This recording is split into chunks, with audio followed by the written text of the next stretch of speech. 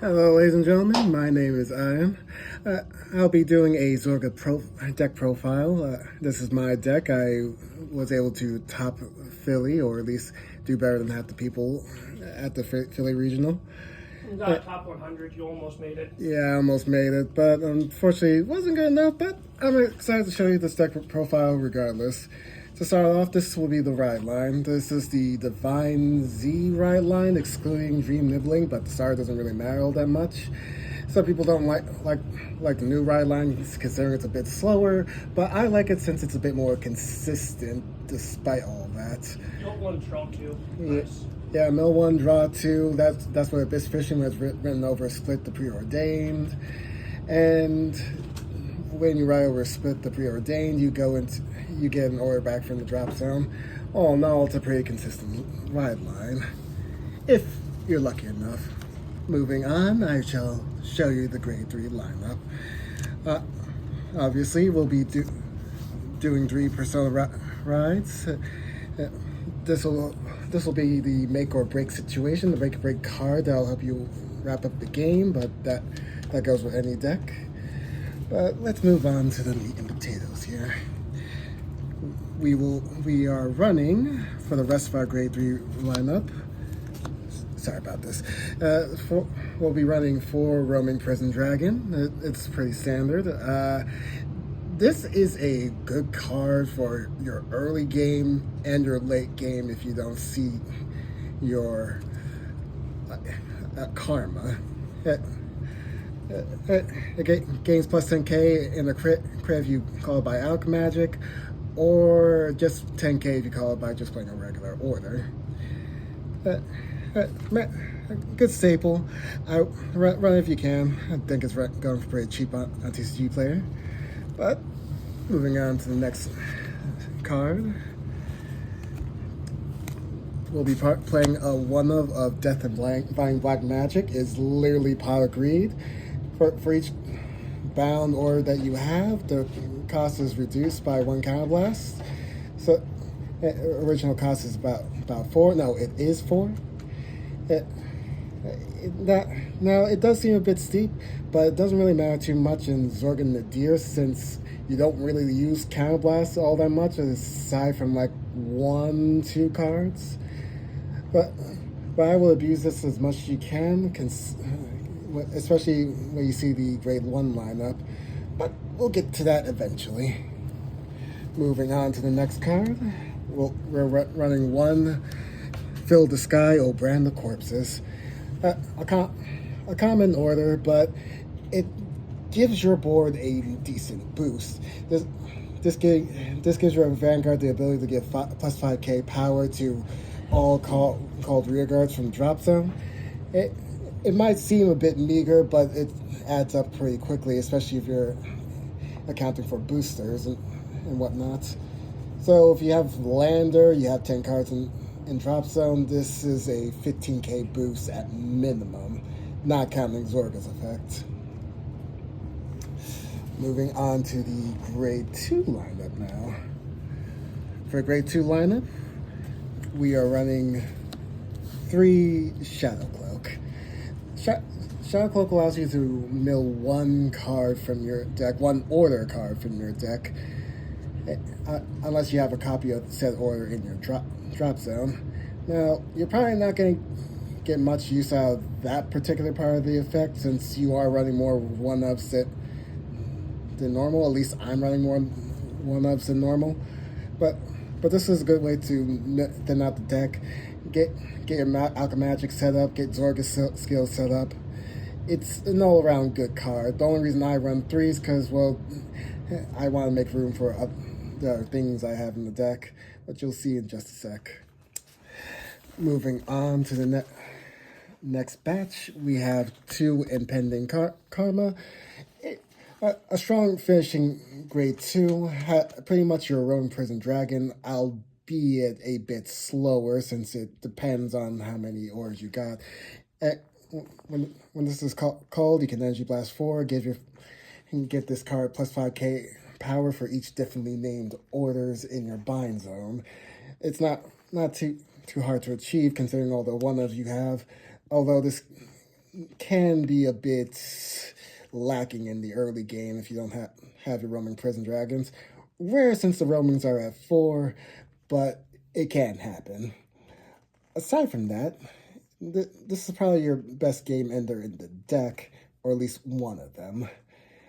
Good as a 2-up since it doesn't help with the consistency, or nor does it thin out the deck. Nor does it have a good early game, especially since you can't call out during grade 2 turn. Next, we have 2 Fine Drink of Abolishment for Sins. A grade 2 Blitz Order, Soul Blast 1. You gain plus 5k for each order you have in the drop in or bind. And I say orders, not normal orders, not just Blitz orders in general. That means if you have another one of this or Elementary Sanctitude, this will give you power or shield, whatever you want to go with, to work with, especially on your opponent's bigger turns. If you have one handy, I would try to hold on to it as much as possible. Up next, we have two Command of Death's Restraints. This card's... Some people don't run this card at 2. Most run it at like 1. I like it at 2 since it can help get an order that you wouldn't have originally. Sometimes you're not going to see all your orders sometimes, and you're going to want a quick way to acquire them from your drop zone. So what this does exactly, middle of the top card of your deck, you can either choose to call a rear guard, a unit, or you can add 1 normal order to your hand. There's no real downside to it really, except the part where you can't add something like Abolishment for Sin, since that is a Blitz order. But aside from that, this would be really useful in a pinch.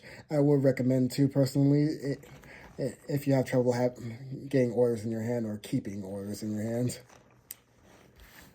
Moving on to the next few cards, the next card rather, we have Tearful Malice.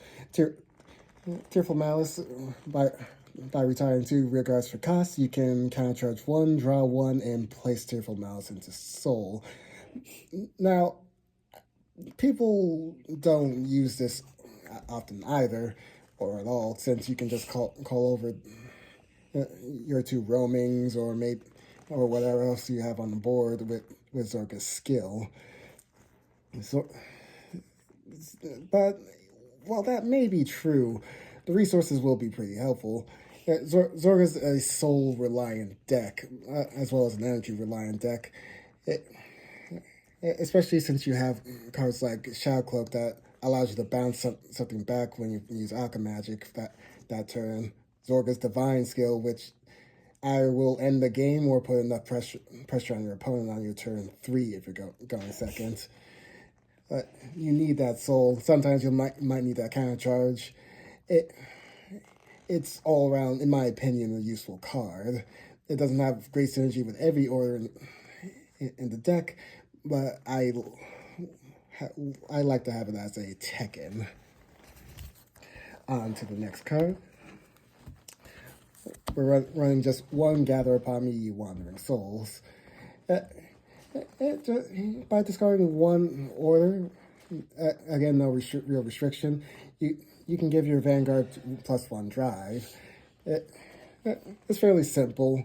If you have a bunch of orders in your hand, this thing is a good way to get them out of there or make use of them beyond just using Zorga's skill.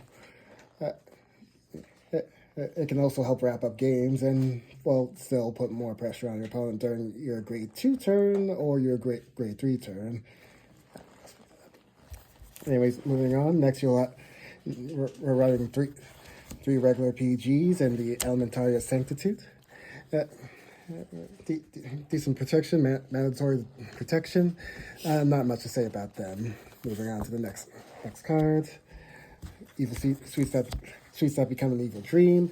Good filter card. Lets you check the top card of your deck. Nothing much to say about it. I just think it'll help. It's a good +1 in deck then. Yeah, it's just a good +1 deck then. Not much to say about it. For next card, we're running one of a Mythnarch Habitat. Only reason I'm running it at 1, well, it does call a unit from your deck. Zorga does not really get any benefits from it since the units don't really get their abilities from being called from the deck. Still, though, it's a order that doesn't have to call anything and just allows you to fulfill the Alchemagic cost. I would pick one up while it's cheap as we speak. Moving on. I think it's going up right now. It's like $5, but it's still a decent price. Oh man, pick it up while you can, ladies and gentlemen. Next, we have a 1-of copy of Overcoming the Unnatural Death. Counterblast 1, you can grab any 2 orders, no restriction there, from your drop zone. So say you have to discard a Elementary Sanctitude or Abolishment for Sins, you can pick those up for that extra defense, although you can play one Blitz order, but you get the gist of it. Next, you have in the Dim Darkness, the Frozen Resentment. So blast 1, look at the top 3 cards of your deck, send 1 to drop, call 1. Another decent mill card. It's one of the cards that I mentioned that take up soul, but if you need a certain piece or you're desperate to dig for like that Roman prison or whatever piece have you, this will probably be the card that'll do it if all else fails. Aside from that, it's not really too useful as a 1-of. Moving on, we have 2 Rogue Headhunters. This is your CB cost reduction for Alchemagic. Not really run nowadays, but if you're planning on abusing Death and Dying Black Magic, this is the card you're going to be wanting to play. It's also a solid 13k booster. Yes, on top of just being a solid 13k booster, you really cannot go wrong with it. It'll help you plus a ton if you're fortunate enough to get that Death and Dying Black Magic. And finishing up the Grade 1 ride line, we have... Main deck. For the main deck, of course, we have 4 Conceited Noble Philanderers. Top 5 search, mill 1, gains plus 10k if you have 10 or more cards in drop zone. A good way to thin out another good way to thin out the deck. If you meet the threshold or the requirements for your drop zone, this thing can really give your field a punch, that extra boost it needs. Another good game ender. It's fantastic all around, whether you're grade 1 or grade 3 going into turn 4. And that'll do it for the normal units of the main deck. We're running 4 vanilla healed triggers. Next, we have 3 effect fronts, 8 vanilla triggers. The only reason I have a bunch of vanillas in there is because the deck doesn't really need effect triggers aside from the front triggers that badly. It's fine. And the effect heals are always very situational in the meta. Yeah. And they're always going up and down in prices. If you want to run them, personally, from the background, I think the best one to run right now, let's see, probably the crit one, because the extra attack one isn't doing too much. Because we have the crit one against like Bladmire or Varga with the blue OT, I think is probably the best one. Yeah. But like, because not a lot of stuff is restanding, like besides like Invoke, but even then you're better off with the crit. Yeah, but aside from that, whether or not you want to run the effect heals is up to preference. I prefer not to run them because they're that situational. And finally, last but not least, little the trigger. I can never say this thing's name right. Blessed Favor. We'll just go with Blessed Favor.